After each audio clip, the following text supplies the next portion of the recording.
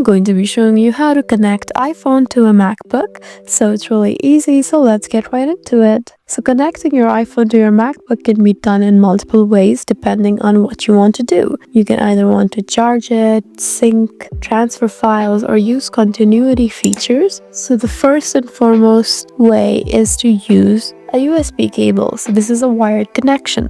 Just plug your iPhone into your MacBook using a Lightning to USB cable, unlock your iPhone, and if prompted, tap on Trust this computer, and there you go. All you need to do is find iPhone on your Finder app in your MacBook, and you have successfully connected your iPhone to a MacBook. You can also try using AirDrop.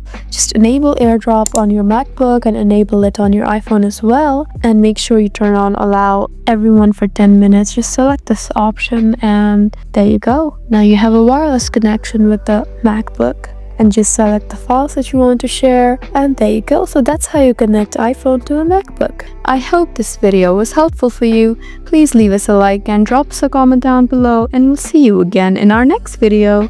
Thank you for watching.